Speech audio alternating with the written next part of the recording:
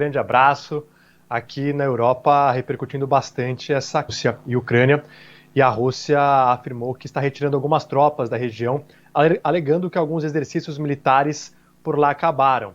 E que hoje será um dia que vai entrar para a história, porque toda a propaganda do Ocidente irá fracassar e que nenhum disparo foi feito. Ontem, Washington afirmou que, na verdade, existem algumas tropas se movendo ainda mais próximas à Ucrânia e que a invasão é iminente. A gente vê aí, desde o começo dessa crise, narrativas um pouco diferentes. A Rússia dizendo que não tem intenção de invadir e a União Europeia mais Estados Unidos afirmando que uma invasão é iminente.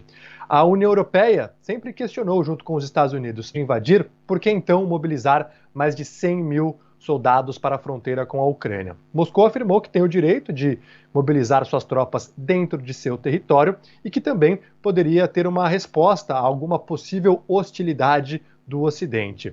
Hoje, de manhã, o chanceler da Alemanha, Olaf Scholz, desembarcou em Moscou para uma reunião com o presidente Vladimir Putin.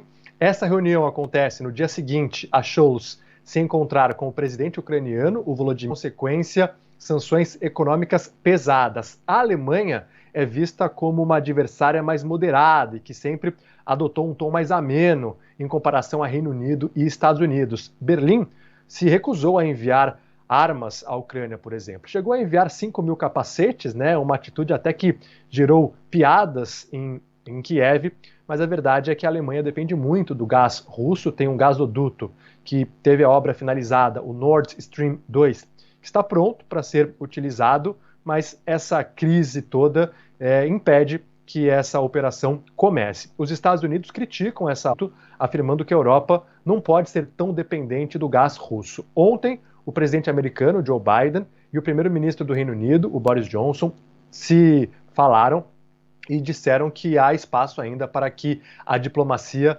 possa resolver essa questão. Hoje cedo, a ministra do Exterior do Reino Unido, a Liz Truss, afirmou que essa crise pode gerar uma instabilidade em todo o planeta, não apenas aqui no continente europeu. E segundo ela, é importante que o Ocidente dê uma resposta contundente, porque existem outras negociações no mundo acontecendo. Por exemplo, palavras da Liz Truss, o Irã produzir armas nucleares e a China querendo aumentar a influência sobre Taiwan, que se o Ocidente não der uma resposta contundente, esses países podem enxergar como fraqueza e aproveitar o momento para fazer demonstração de força e aí conseguir o que almejam. Então, hoje, pelo menos, há essa informação da retirada de algumas anúncio ainda mais significativo. Felipe Killing, direto de Londres. Obrigada, Felipe, pelas suas informações. E toda essa história, todo esse ter guerra, não vai ter guerra, tem despertado nos ucranianos um sentimento nacionalista ainda maior, né? Com essa velha rusga, Rússia e Ucrânia. Para conversar conosco sobre isso, nós convidamos o nosso Cláudio Zaidan para participar aqui do Jornal Gente. Zaidan, seja muito bem-vindo, um ótimo dia para você. Oi, Sônia, bom dia. Tudo bom? Bom dia a todos Saudade de bater papo com você. Pô, sinto muita falta da sua presença lá à tarde conosco, não acontece. Bom, temos duas boas notícias hoje, né? O início da desmobilização e a constatação de que a Thaís ficou 5 centavos mais rica, né? Isso é muito bom. Agora, o Igor Konashenkov foi quem fez um anúncio. Ele é porta-voz do... E aí o que acontece? Essa desmobilização ela começou no sul e no oeste. No sul significa Crimeia. É bom lembrar que em 14 Putin retomou a Crimeia, porque a Crimeia, quando era tudo União Soviética, o Khrushchev, lá nos anos 50, depois da morte do Stalin, o Khrushchev presenteou a Ucrânia com a Crimeia, que faz todo sentido, ela é geográfico, né? Basta olhar no mapa.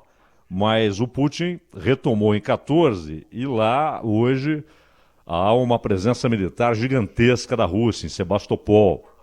Inclusive, poderosos navios de guerra foram nesta semana. Mas, por enquanto, o roteiro é exatamente aquele anunciado pelo Putin. Exercícios militares foram encerrados na Crimeia, portanto, inicia-se a desmobilização. Exercícios militares foram encerrados no oeste, ali é o grosso, né? Porque a maior parte da fronteira... Oeste da Rússia, óbvio, leste da Ucrânia. Leste da Ucrânia que tem aquele problema em Donbass, onde há uma população que fala russo, que é de origem russa e que se diz discriminada por Kiev, e que inclusive tentou proibir o ensino do russo nas escolas, etc. E hoje há. Só que esses exercícios militares vão até domingo. Então, segundo a Rússia, no domingo as tropas que estão na Bielorrússia também iniciarão sua desmobilização.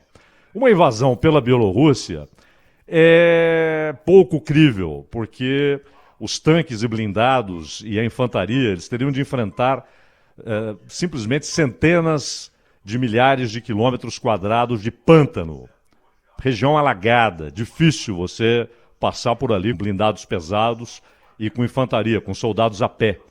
Então, uma invasão desde a Bielorrússia é inverossímil. Provavelmente, se ela fosse iniciada, seria do oeste e do sul, precedidas, claro, por ataques aéreos. Só que, por enquanto, o roteiro não é anunciado pelo Biden, pelo belicista secretário de Estado Antony Blinken, que, aliás, até há 1 ano e meio trabalhava na Raytheon, trabalhava no complexo industrial militar. Ele que também participou do governo Bill Clinton e do governo Obama. E um desastre o que fez o Antony Blinken nessa crise. Então, por enquanto, anunciou, fizemos exercícios militares. É óbvio que esses exercícios demonstraram, inclusive para a Rússia, que tipo de reação militar tem o Ocidente.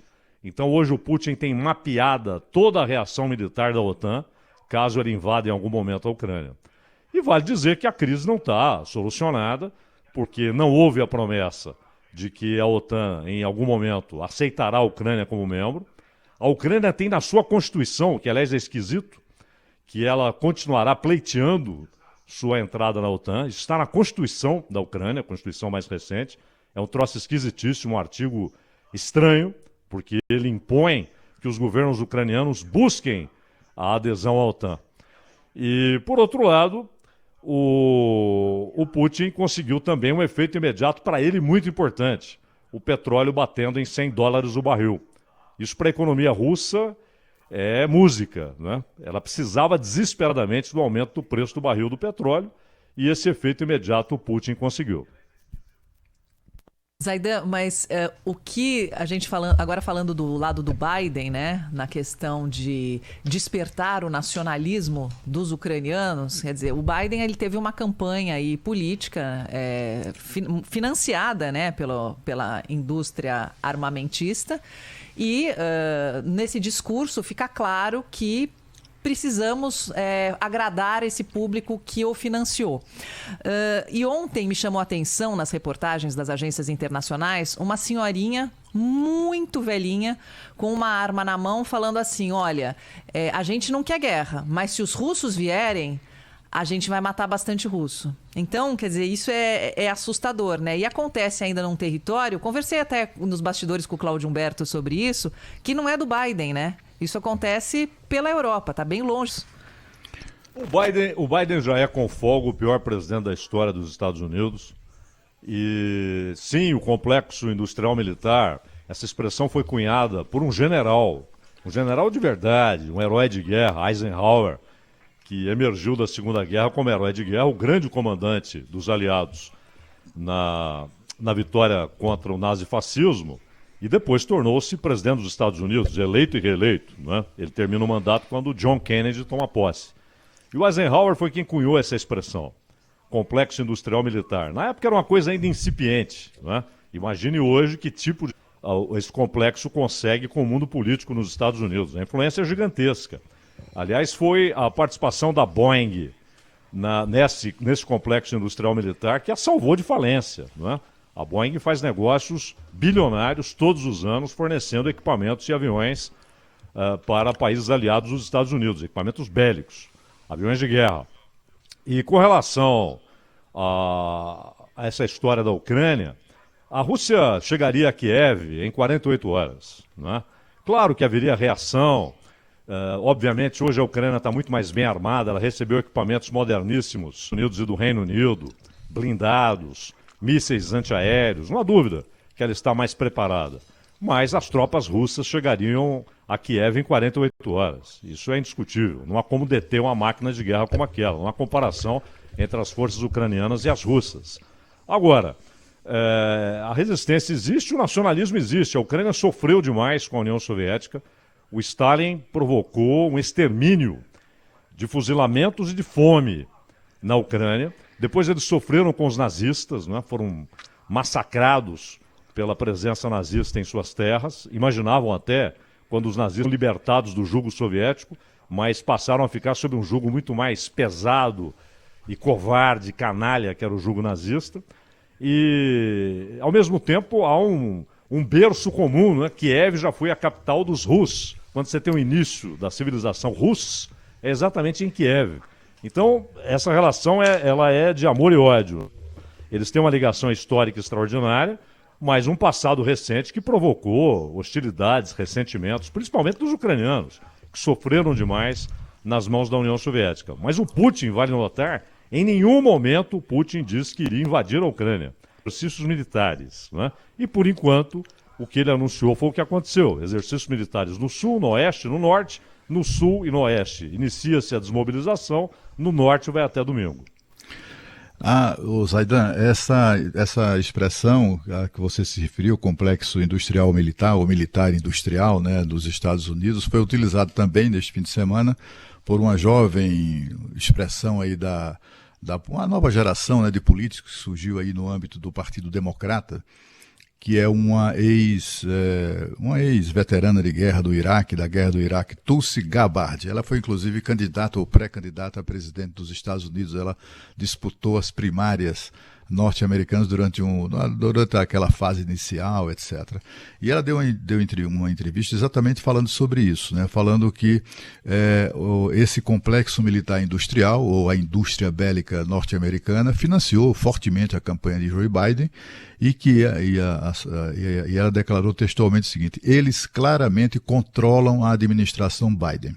Belicistas de ambos os lados de Washington têm provocado essas tensões. Ela culpa não apenas esse complexo, ela atribui ao militar industrial o discurso belicista adotado pelo Biden, porque eles mandam no Biden, porque financiaram o Biden os representa, mas também culpam a mídia norte-americana e, por consequência, do mundo todo, que segue na mesma toada, quer dizer, reproduzindo, inclusive, as mentiras, as fanfarronices do presidente americano e também de chefes de governo de países europeus, né? Muita boca dura para defender uma série de interesses, né? Inúmeros interesses que giram em torno desse conflito que nunca houve, nem vai haver, né? Não tem a menor chance de existir. Ontem chegou-se a divulgar uma nova fanfarronice do governo norte-americano, indicando que haveria uma invasão no dia 16. E aí era uma informação que era do governo dos Estados Unidos, divulgada simultaneamente pelo presidente da Ucrânia, que é um espertalhão, é um político muito esperto, muito simpaticão, etc., e muito esperto. E quem começou essa confusão toda foi o presidente ucraniano, né? Falando de invasão iminente, etc. e tal. Nós vimos o Biden há 2 semanas atrás marcando data também, né? Olha aí, eu estou com a informação de que os russos vão invadir, daqui a 30 dias vão invadir a Ucrânia. E os russos dizendo, não tem invasão, não vai ter, ninguém quer invadir, estamos aqui fazendo exercícios, né, militares, etc. É claro que os exercícios militares naquela região constituem ali uma demonstração de força, mas é no máximo, sabe, aqueles halterofilistas mostrando bíceps, é no máximo isso. Né? Não há possibilidade. E é curioso, né, Zaidan, porque tudo isso começa com a resistência russa, ou com o veto russo à entrada ao ingresso da Ucrânia na OTAN. Só que a OTAN não quer a Ucrânia, né? As possibilidades de a Ucrânia entrar na OTAN são mínimas, né? Mínimas, quase inexistentes.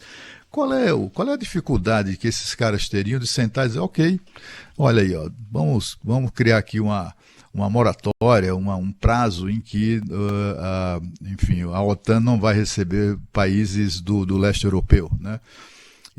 Não havia nenhuma dificuldade de sentar para negociar isso, mas não. A opção é sempre da ameaça de guerra, que é exatamente para fazer com que, para justificar o próprio governo dos Estados Unidos justificar as compras cavalares de armas e munições dessa indústria bélica que financiou e continua dominando Joe Biden. Só um ponto aqui, para finalizarmos, alguns aspectos no que você falou, Cláudio, muito importantes. Primeiro, Você não faz exercícios militares desse tamanho, não é? Mobilizando 130 mil soldados, você não programa isso na sexta-feira para começar no sábado. A programação disso é feita meses antes. A mobilização começa meses antes. Você tem que garantir combustível, alimento para a tropa, condições de acampamento, que tipo de mobilização, qual a época do ano mais favorável, o terreno que eles vão encontrar naquela época do ano. É bom lembrar que a mobilização se deu no inverno, começou em dezembro. Isso foi planejado no primeiro semestre do ano passado. E os Estados Unidos sabiam disso. Em dezembro, quando os exercícios começam, tem o anúncio da inteligência militar americana. Esse é o primeiro ponto. Segundo, é claro que o Putin usou isso para mapear a reação militar da OTAN. Quantas tropas seriam enviadas para a Polônia, quantas tropas seriam enviadas para os países bálticos, Letônia, Lituânia e Estônia, que faziam parte da União Soviética, vale ressaltar. Então ele mapeou a reação da OTAN. E disse o seguinte: se houver uma guerra entre Rússia e OTAN, não haverá vencedores. Porque é óbvio que quando alguém se sentir derrotado, irremediavelmente derrotado, vai usar armas nucleares. Então não haverá vencedores nesse conflito, disse o Putin. E com relação à Ucrânia na OTAN, o Estatuto da OTAN, é um tratado, o Tratado da Organização do Atlântico Norte, tem um estatuto. Esse estatuto impede a entrada de países que tenham pendências territoriais. É o caso da Ucrânia. A Ucrânia tem a pendência na Crimeia e tem a pendência na sua região leste, na região de Donbass. Então, pelo Estatuto da OTAN, a Ucrânia nem pode se candidatar a ser integrante da Organização do Tratado do Atlântico Norte. E, claramente, os Estados Unidos e seus parceiros ocidentais estão desrespeitando o compromisso informal, é verdade, que assumiram desde o Bush pai com o Gorbachev, depois com o Bill Clinton com o Boris Yeltsin, Bill Clinton no final do mandato com o Putin, Bush filho com o Putin e posteriormente o Obama. Todos eles assumiram o compromisso de que a OTAN não avançaria em direção à Ucrânia. Só que agora, na administração Biden, eles dizem não há esse compromisso e em algum momento a Ucrânia pode sim ser aceita na OTAN. E isso para a Rússia é inaceitável. Seria ter a OTAN na sua fronteira oeste. É inaceitável. Eles já têm a OTAN no Báltico, nos países bálticos, na Estônia, Letônia e Lituânia. Ter a OTAN na Ucrânia seria histórica, culturalmente e militarmente inaceitável para a Rússia. Então, é claro que se houver de fato a adesão, a possibilidade de uma guerra será real. E a Rússia agora tem mapeada toda a reação militar da OTAN. Exatamente que tipo de resposta militar a OTAN daria no caso de uma mobilização séria, de fato, para a invasão por parte da Rússia. Cláudio Zaidan conosco aqui no Jornal Gente da Rádio Bandeirantes. O Zaidan volta às 15h com o Bandeirantes Acontece, comentando mais com esse assunto que deixou o mundo aí de sobreaviso. Mas eu acho que no final essa guerra não sai. Querido Zaidan, muito obrigada pela sua participação aqui no Jornal Gente na Rádio Bandeirantes. A gente volta a bater um papo logo mais, à tarde e sempre. Sou que agradece. Até a próxima. Bom dia para todos. Obrigada ao Cláudio Zaidan, agora 8h44 aqui no Jornal Gente. E o Guilherme Simati, produtor do Jornal Gente, conversou há pouco com o embaixador do Brasil na Ucrânia. O que ele te contou, Simati? Bom dia. Tudo bem, Thaís? Bom dia a você e a todos do Jornal Gente da Rádio Bandeirantes. Exatamente, o Norton Rapesta, que está envolvido, claro, em toda essa crise envolvendo Ucrânia, Rússia, e o Norton Rapesta falando sobre os interesses do Brasil e também dos brasileiros ali na Ucrânia. São cerca de 500 brasileiros na Ucrânia. Nessa primeira resposta, ele fala em